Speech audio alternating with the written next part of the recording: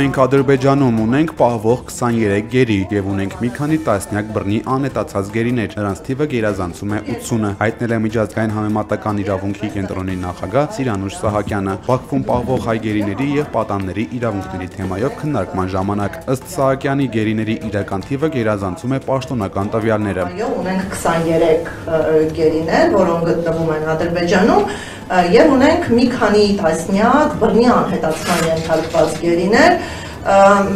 բազմիցս խոսվում է 80 անձի մասին, դա ըստ էության իրավապաշտպանների փաստահավաք ընթացքում հաստատված դեպքերն են, ընդ որում սա երբեք չի կարող որակվել որպես սպառիչ թվաքանակ, առնվազն 80 դեպքի մասին իրավապաշտպանները փաստեր են ներկայացնում եւ հանրությանը տեղեկացնում են, բայց փաստացիորեն այդ թվերը կարող են շատ ավելին լինել։ Սահակյանը շեշտել է, որ Ադրբեջանը հերքում է բռնի անհետացած գերիների փաստը եւ հրաժարվում տեղեկատվություն տրամադրել։ Նա տեղեկություն ունի, որ Բաքվում են խոշտանգումների կանխարգելման եվրոպական կոմիտեի ներկայացուցիչները եւ հնարավոր է այցելել են հայ գերիներին։ Արցախի պաշտպանության բանակի նախկին հրամանատար Ջալալ Հարությունյանը պատիժը կկրի քրեակատարողական հիմնարկում։ Առաջին ատյանի դատարանի վճիռը օրինական ուժ է ստացել այն բանից հետո, երբ վճռաբեկ դատարանը մերժել է վարույթ ընդունել Ջալալ Հարությունյանի փաստաբանի ներկայացրած բողոքը։ Հարությունյանը մեղավոր է ճանաչվել պարտականությունների կատարմանը վերաբերող զանցանքների մասով եւ դատապարտվել ավելի քան 5 տարվա ազատազրկման։ Կոստանդնուպոլսի հայոց պատրիարք Սահակ arczepiskopos Մաշալյանի խոսքով Արցախի հարցի բացակայությունը հնարավորություն է ստեղծում Հայաստանի եւ Թուրքիայի միջև ավելի սերտ հարաբերություններ ձևավորելու համար։ Հաշտեցման գործընթացի համար նա առանցքային է համարում կրթական համակարգի բարեփոխությունը, առաջարկելով երկու երկրների դասագրքերում ընդգրկել բարեկամությանը նպաստող տարրեր։ Ըստ պատրիարքի երկու ազգերը պետք է հաղթահարեն թշնամու կերպարը, առաջին պլան մղելով համատեղ հազարամյա պատմության դրական դրվագները։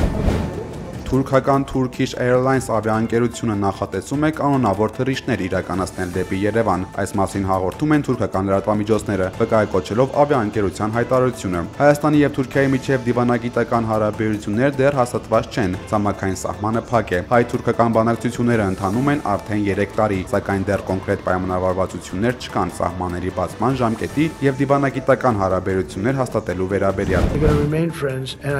ԱՄՆ նախագահ Դոնալդ Թրամփը կրկին հիշել է Հայաստանի ու Ադրբեջանի ղեկավարների հետ հանդիպումը, միայն թե այս անգամ Թրամփը չի կարողացել մտաբերել, թե Ադրբեջանի ղեկավարից բացի երկրորդ երկրի Հայաստանի անվանումը կամ նրա ղեկավարի անունը։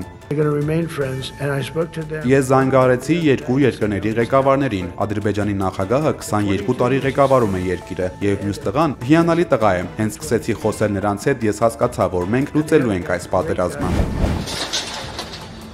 Երևանի քաղաքապետարանը առավոտից սկսել է ապամոնտաժել Վարդանանց փողոցում գտնվող գնունու շուկայի տաղավարները։ Ըստ Երևանի քաղաքաշինության եւ հողի վերահսկողության վարչության պետի տեղակալ Ռուբեն Խոջայանի, ապամոնտաժելուց առաջ 3-ից 4 ամիս բանակցություններ են ընթացել տնտեսվարողների հետ, ու ապամոնտաժման հիմնական պատճառը փողոցի երթևեկության ծանրաբեռնվածությունն է։ Արդեն շուրջ 3-4 ամիսա բանակցություններ են գնում, տնտեսվարողները բոլոր հետ խոսել ենք, իրազեկել ենք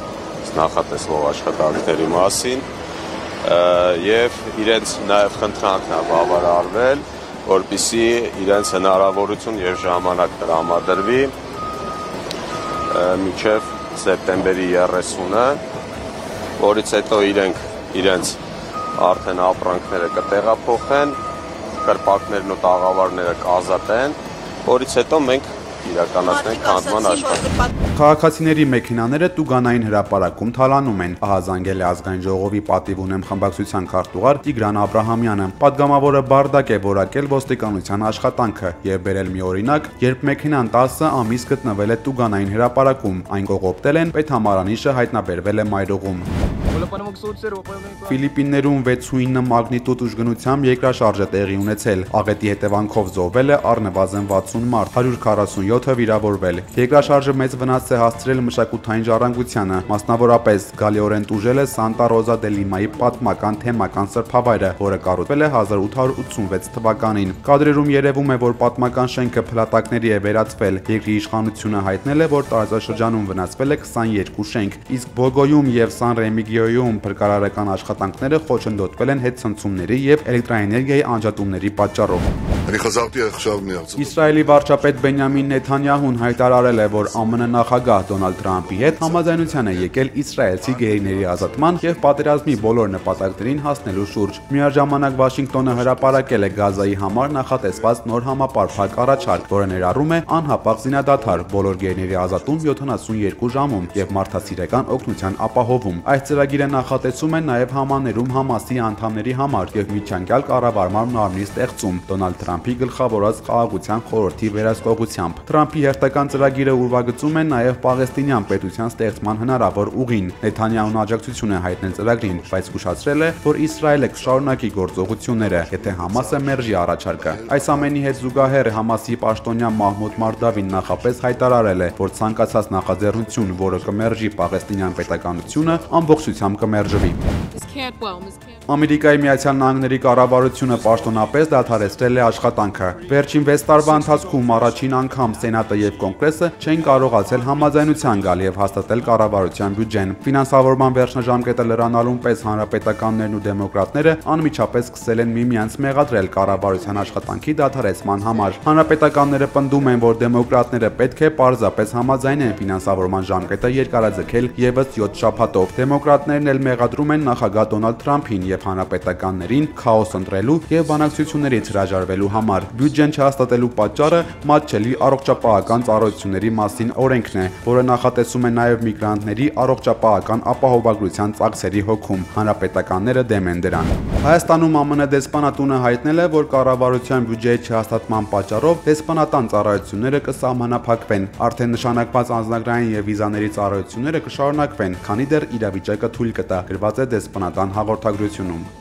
2026 թվականից Հայաստանում կմեկնարկի առողջության համապարփակ ապահովագրության համակարգի ներդրման առաջին փուլը, որի շահառուկը դառնա մոտ 1.600.000 քաղաքացի։ Այս մասին մամուլի ասուլիսում հայտարարել է առողջապահության նախարար Անահիտ Ավանեսյանը։ Նրա խոսքով առաջին փուլում ապահովագրության համակարգում կընդգրկվեն մինչև 18 տարեկան երեխաները, 65 տարին լրացած քաղաքացիները, 18-ից 65 տարեկան հաշմանդամություն ունեցող անձինք, անապահովության 28 եւ ավելի միավոր ունեցող ընտանիքների անդամները, ամսական 200.000 դրամից ավելի եկամուտ ունեցող քաղաքացիները։ Ապահովագրությունից կարող են օգտվել այն քաղաքացիները, որոնք վերջին 183 օրվա ընթացքում բնակվել են Հայաստանում։ Նախատեսվում է համապարփակ ապահովագրության երկրորդ փուլը սկսել 2027 թվականին, իսկ երրորդը 2028-ին։ Ապահովագրության տարեկան փաթեթի արժեքը կկազմի 129.600 դրամ։ Փաթեթում ներառվելու են կանխարգելիչ, վաղ հայտնաբերման ուղղված սկրինինգային ծրագրերը, հիվանդանոցային ծառայությունները, դեղորայքային ապահովումը եւ շտապօգնության ծառայությունները։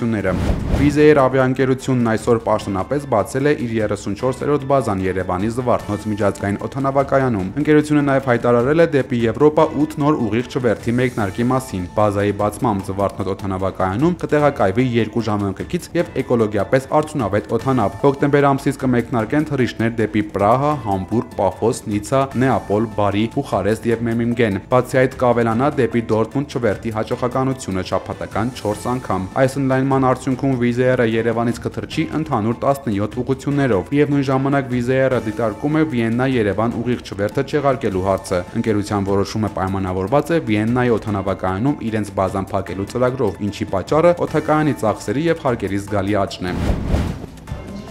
Ստենֆորդի համալսարանի գիտնականները հայտարարել են, որ հաջողվել է առաջին անգամ վերծանել ներքին խոսքը, այն մտքերը, որոնք մարդն արտասանում է իր մեջ։ Տեխնոլոգիան հիմնված է ուղեղ համակարգիչ ինտերֆեյսի վրա, որը գրանցում է նյարդային ակտիվությունը եւ վերածում է այն տեքստի։ Հետազոտողները նշել են, որ փորձարկումների ժամանակ հնարավոր է եղել մինչև 74% ճշգրտությամբ ճանաչել մտքում արտասանված բառերն ու նախադասությունները։ Նրանք հավելել են, որ համակարգը նաեւ տարբերել է ինքնաբուխ մտքերը, օրինակ թվերի հաջորդականությունը։ Մշակողներն գծել են, որ ներդրվել է մտավոր գաղտնաբառ, որը ճանաչվել է ավելի քան 98% ճշգրտությամբ։ Գիտնականները ասել են, որ տեխնոլոգիան ապագայում կարող է խոսքի խանգարումներ ունեցող մարդկանց հնարավորություն տալ շփվել գրեթե բնական ձևով։ Հնդկական Հայդերաբադի բնակիչ կանայք Գինեսի 2 ռեկորդ են սահմանել ավանդական Բադխուկամա փառատոնի ընթացքում, սովորական տոնը դարձնելով պատմական իրադարձություն։ Սարիները հակներին կանայք պարել են հսկայական ծաղկային աշտարակի շուրջ։ Առաջին ռեկորդը ամենամեծ ծաղկային կոմպոզիցիայի համար է։ Այս աշտարակի բարձրությունը 19 մետր է, լայնությունը 3.3 մետր, քաշը ավելի քան 7 տոննա։